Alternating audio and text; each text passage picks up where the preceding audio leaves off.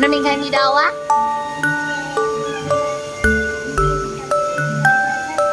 À, xe máy bay hả? Đây rồi, Minh Khang đi nào, Minh Khang dẫn các bạn đi nào. Rồi, Minh Khang đi. Rồi, đi ngắm máy bay nha. Rồi, Minh Khang đi từ từ nào. Có cần sợ chịu giúp của mẹ không?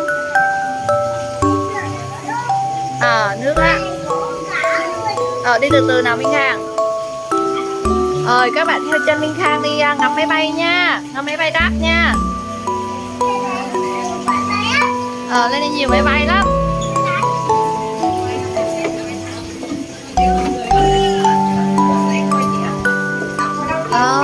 Rồi đi.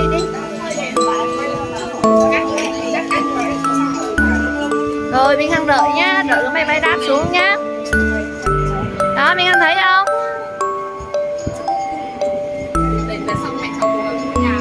Chị ơi, chị chuyển khoản cho em này. Máy bay này. Minh Khang thấy không? Máy bay đang xuống kìa đó, máy bay đang đáp xuống đó. Con thấy không?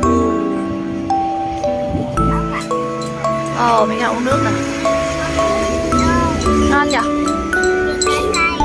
Con uống đi trà đào đi, mẹ kêu trà đào cho con đó. Hả? Ngọt ngọt chua chua hả?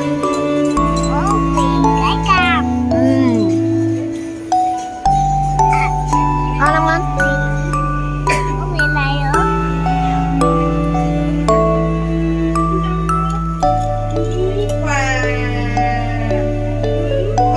Minh Khang đang ngồi uống nước để chờ máy bay đáp xuống để Minh Khang xem nha. Đó, máy bay đợi khi nào máy bay đáp xuống này Minh Khang dẫn các bạn ra xem nha. Minh Khang uống nước đi cho đỡ khát. Lát nữa đi sau con nhé. Đúng rồi. Chúng Minh Khang đi quay khủng long cho các bạn xem sau nha. Bây giờ Minh Khang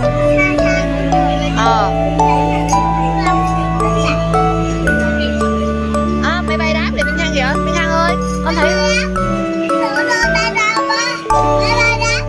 các bạn thấy máy bay đáp không? Là hai cái máy.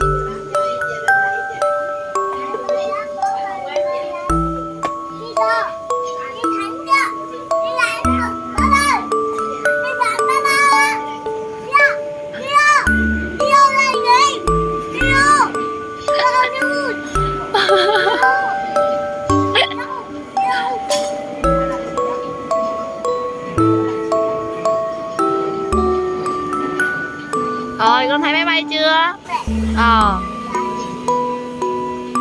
Rồi, đi vô lại này. Máy bay đó con.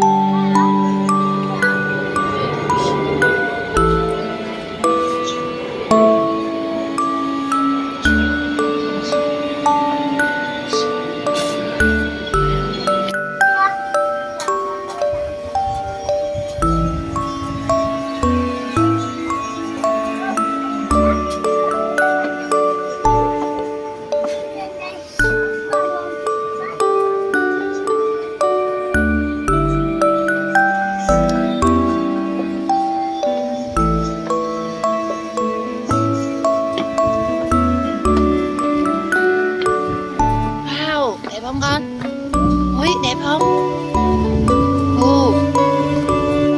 Con ngồi đấy để ngắm máy bay đáp xuống nha. Con thấy máy bay rõ hơn chưa? Hả? Anh thấy máy bay đáp ở ngoài kia đúng không? Đúng rồi, ở ngoài xa xa kia kìa. Các bạn có thấy máy bay ở ngoài xa xa đang đáp không?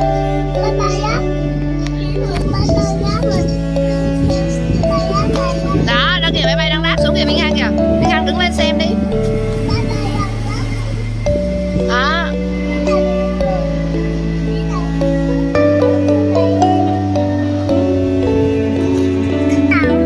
Máy bay, Minh Khang đang xem máy bay hạ cánh đúng không? Minh Khang đang xem máy bay hạ cánh xuống không Minh Khang?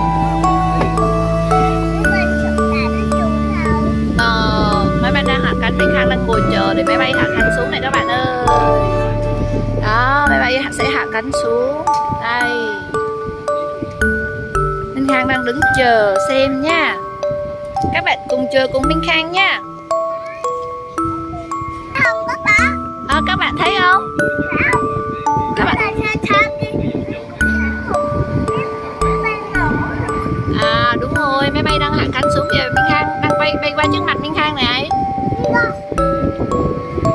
Minh Khang xem thấy không? Các bạn thấy không? Máy bay đang hạ cánh xuống này. Minh Khang chỉ cho các bạn xem kìa. Máy bay đang hạ cánh xuống đó.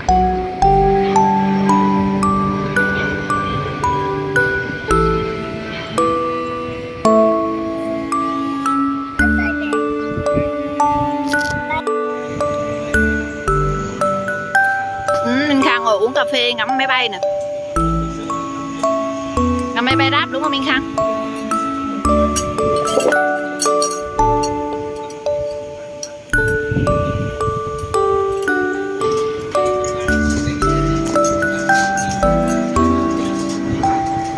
Minh Khang vừa uống cà phê vừa ngắm máy bay đáp. Coi hết cái này rồi về Minh Khang nha.